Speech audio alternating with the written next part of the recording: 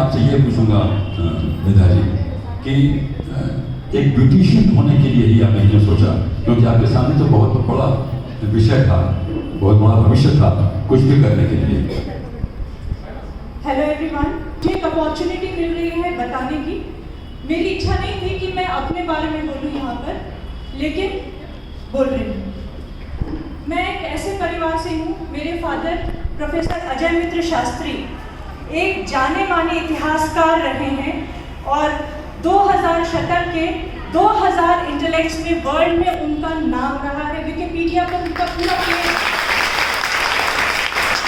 ऐसे इतिहासकार ने मेरी माता प्रोफेसर योगेश्वरी शास्त्री को उनके एजुकेशन से लेकर उनके यूनिवर्सिटी में first appointment as a lecturer तक पूरा सपोर्ट दिया। और उसके अलावा जब उनके काव्य संग्रह और कथा संग्रह आए तो उसमें पूरा सपोर्ट ही नहीं, हर तरह से एडिटिंग करना उनके स्क्रिप्ट्स को, उनके राइटिंग्स को, ये उनका काम था। तब पब्लिशर के पास वो बुक्स जाती थी। तो ऐसे वातावरण में पली बड़ी में एकेडमिशियंस के बीच में मेरा रुझान सौंदर्य की तरफ, मेरा ननिहाल आयुर्वेदाचार्यों और वैद्यों से भरा हुआ रहा। तो ये जो नींद मुझे मेरी माँ से बचपन में मिली, तो मेरा रुझान बिल्कुल भिन्न हो गया। लेकिन वही मेरे पिता, वही मेरे माता, उन दोनों ने इस रुझान को सिर आंखों कर लिया। और जब मेरी शादी हुई तो मेरी शादी आर्मी ऑफिसर से हुई और उन्होंने मेरा दोस्त, मेरा सखा, मेरा संपूर्ण सपोर्ट बनकर मुझे बनाया। और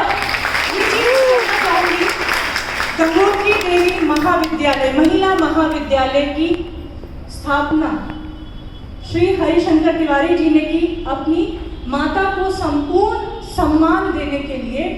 और इतनी महिलाओं का उत्थान, हजारों लाखों महिलाओं का उत्थान उन्होंने किया।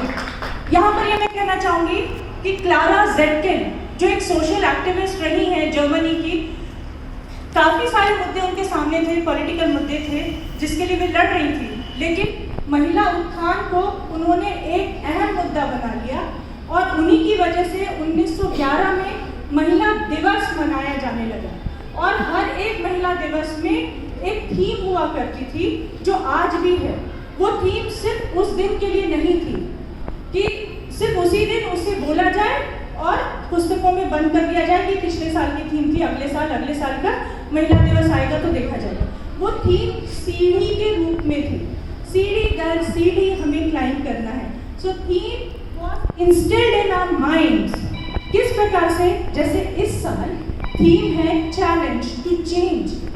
चैलेंज अगर पॉजिटिव है तो वो एक तरक्की की ओर ले जाता है। चेंज अगर पॉजिटिव है तो वो ऐसे परिवर्तन की ओर ले जाता है जिसमें सफलता ही सफलता निहित है। तो क्या चैलेंज लाना है? अभी बच्चियों ने परफॉर्म किया एक ड्रामा, मुझे आज़ादी से जीने दो, मुझे आज़ाद, मुझे पूरा संसार, मेरा संसार जीने दो।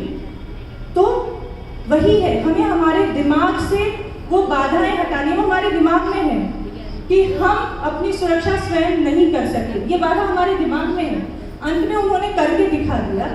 तो यही चीजें हैं कि हमें बाधाएं हमारे दिमाग की हटानी है। और विमेन ने इक्वालिटी के लिए लड़ाई लड़ी क्लारा ज़ेटकिन के साथ। तो वो इक्वालिटी चाहिए, स्पर्धा नहीं चाहिए कि नारी शक्ति पुरुषों से आगे है, तो ये तो स्पर्धा ही हो जाएगी आगे भी, और ये लड़ाई हमेशा चलती ही रहेगी। तो समाज में सामंजस्य, अगर दोनों जेंडर्स में इक्वालिटी की भावना हो, परस्पर एक दूसरे को सम्मान से देखेंगे, तभी सामंजस्य आएगा और ये बहुत ही अच्छा समाज बनेगा। तो स्पर्धा छोड़, इक्वालिटी चाहिए, उसके लिए लड़ना है और सारी बाधाएं हमारे दिमाग से दूर करनी है। 2021 से 2022 तक सभी इस थीम को हर दिन सोचें और कुछ बाधाएं जो उस दिन की आती हैं उन्हें हटाएं। ये छोटे छोटे स्टेप्स होंगे इस चैलेंज को पॉजिटिव परिवर्तन की ओर ले जाने के लिए। Thank you so much. मुझे बहुत अच्छा लगा, सारी परफॉर्मेंस बहुत अच्छी लगी। और जो वरिष्ठ समाज सेविका है रीना जी, ये शुरू से मेरी इंस्पिरेशन रही है। गोरखपुर में जिस दिन कदम रखा, उसके दूसरे दिन से मैं इनके संपर्क में आई। I highly esteem her and I am honored to be here. It's because of her that I am here today. And thank you so much. मेधा जी, ये बहुत बड़ी बात है कि आपका नाम। सॉरी, मैं एक चीज़ और, आपने कहा कि ब्यूटी के क्षेत्र में, तो मुझे ब्यूटी ही नहीं, मुझे लोगों की पर्सनालिटी को भी निखारना या निखरते हुए देखना बहुत अच्छा लगता है। इसके अलावा इसी वजह से हमारी जो फ्रेंचाइज सेंटर्स हैं वो वाराणसी, कानपुर, लखनऊ और सिर्फ फ्रेंचाइज सेंटर्स में जो महिला एंटरप्रेन्योर्स हम सेट करते हैं उन्हें फ्री ऑफ कॉस्ट हम ट्रेन करते हैं। तो इस प्रकार से ऑल ओवर इंडिया हमारे एंटरप्रेन्योर्स हैं जिन महिलाओं को कम इन्वेस्टमेंट्स में आगे बढ़ना है, उनको हम पूरा सपोर्ट देते हैं। तो ये जो हमारी दिशा है कि महिला बेटा जी, मैंने पहले कहा था कि जो बाहर के सौंदर्य हैं उसके साथ साथ अंदर के सौंदर्य का भी आप निर्माण करती हैं, उस पूरे व्यक्तित्व का विकास करती हैं। ये बहुत बड़ी बात है। और खास बात यह है कि आपने उस परंपरा को जो परिवार से मिला आपको, उसको और सजाया संभाला है। आपका नाम बचपन से ही मेधा रख दिया गया, तो ये तो बहुत आश्चर्यजनक है कि आपके माता पिता ने पहले ही जान लिया था कि आप मेधावी बनेंगी, बहुत नाम रोशन करेंगी। बहुत बहुत धन्यवाद, शुक्रिया। रंग रेजा, ये अभी तक बहुत एक अजीब सी बात है, मैं कहने जा रहा हूँ। हमारा ये मातृभूमि निहाल होवे, जय हिंद, जय भारत। सबको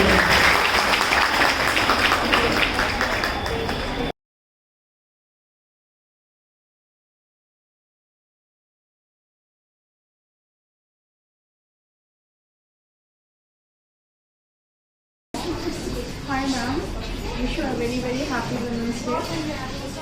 मैं आई थी यहाँ पे आपसे मिलने के लिए, बट अनफॉर्चुनेटली बात आपसे मिल नहीं पाई। This is for you because he inspired by you so much and thanks for everything. Thank you ma'am, happy women's day.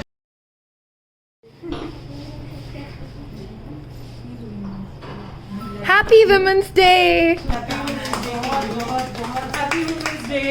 You have inspired everyone around yourself.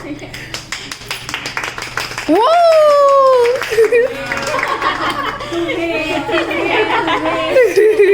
बस ठीक है, हम बना रहे हैं। हमारी मैम को और हम सब के लिए, हमारे इंडिया के लिए, उन महिलाओं के लिए जो इस लायक हैं, उन सबको डेडिकेट करते हुए हम सम्मान देते हैं।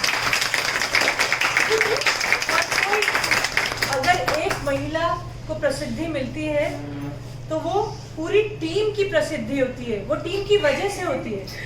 एक महिला अकेले कुछ नहीं कर सकती है, ठीक है, जैसे कि एक चना अकेले बाहर नहीं फोड़ सकता है, ये शाश्वत सच है। तो जुवेना की टीम ही जुवेना की सफलता है, ये मेरा मानना है। Thank you. और हमारी टीम में कोमल, Yes, हमारी टीम में ये सदस्य नया होते हुए कितना पुराना और कितना कर्मठ हो चुका है, ये हमारी जो टीम है। आ जाओ, आओ सब आओ। मैम नहीं आ पाएंगे। मैं बनाती हूँ। जाओ कोई बात नहीं। हाँ,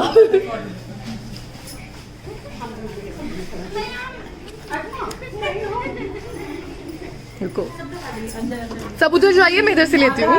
जुवेना के हाँ,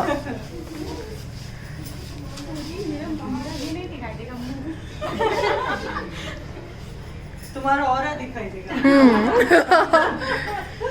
love you all and happy women's day to all of you. Mummy सामने देखो। किसी को पता है क्यों मनाया जाता है वुमेन्स डे? क्यों मनाया जाता है वुमेन्स डे? नहीं पता? 5 मिनट लूं? हाँ, क्लारा ज़ेटकिन नाम की कॉल साइलेंट कर। सोशल एक्टिविस्ट थी जर्मनी की। उन्होंने काफी सारे उनके मुद्दे थे जिसके लिए वो लड़ी, लेकिन सबसे अहम मुद्दा उन्होंने इक्वल राइट्स फॉर विमेन बनाया और उसके लिए लड़ी और 1911 में सफल हो गई कि एक दिन महिलाओं का मनाया जाए। लेकिन उनका वो एक दिन का मकसद नहीं था, साल में एक दिन, जिसके लिए सब मान गए। जो 28 मार्च को मनाया जाने लगा, लेकिन 2 साल के बाद वो 28 फरवरी, 2 साल के बाद वो 8 मार्च हो गया और हर साल 8 मार्च मनाया जाता है। उन्होंने जो लड़ाई लड़ी महिलाओं के इक्वालिटी की, कि पुरुषों के बराबरी में उन्हें आंका जाए, तो हर साल एक सीढ़ी के रूप में उन्होंने एक थीम रखी कि इस साल की थीम, इस साल का स्लोगन ये है। तो सिर्फ वो उस दिन के लिए स्लोगन नहीं होता था कि उस दिन वो स्लोगन बोलकर पुस्तक में बंद कर लूं, इसलिए नहीं था। वो पूरे साल भर उस स्लोगन पे, उस सीढ़ी पर काम करके, उस सीढ़ी को पार करके अगले साल का स्लोगन अगली सीढ़ी मानकर। तो इस साल का जो स्लोगन है वो है चैलेंज टू चेंज। चैलेंज अगर अच्छा होता है तो वो एक अच्छा परिवर्तन लेकर आता है और एक साथ कई सारी सीढ़ियां पार करवा देता है। और चेंज अगर पॉजिटिविटी के लिए है तो वो बहुत अच्छा परिवर्तन, तरक्की के रूप में लाता है। तो इस साल का जो चैलेंज है वो चैलेंज टू चेंज है। तो वो चेंज क्या होगा सबके लिए? वो चेंज ये होगा कि हमारे दिमाग में जो हमने गांठ बांध रखी है कि ये काम महिलाएं नहीं कर सकती, ये काम हम नहीं कर सकते, वो गांठें तोड़नी है, क्योंकि कर सकते हैं। लेकिन एक बात सब लोग ध्यान में रखेंगे कि महिलाएं और पुरुष समान हैं।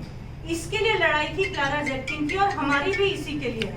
ये नहीं है कि नारी कम नहीं है, पुरुषों से आगे निकल गई है। अगर ये बात रहेगी दिलो दिमाग में तो ये एक स्पर्धा ही रहेगी और ये लड़ाई कभी नहीं खत्म होगी। जबकि अगर समानता के लिए, हम अपने अधिकार के लिए, बराबरी के अधिकारों के लिए लड़ेंगे तो वो समाज में पुरुषों और महिलाओं में एक सामंजस्य जो आएगा वो एक अच्छे समाज की रचना की ओर जाएगा। तो हमें ये ध्यान रखना है, क्योंकि पुरुष के रूप में पिता, पति, बेटा हमारे घर में है और उनके बिना हम कुछ नहीं कर सकते और वो हमारे बिना एक कदम नहीं चल सकते। तो हम दोनों एक दूसरे के पूरक है ना बात? ये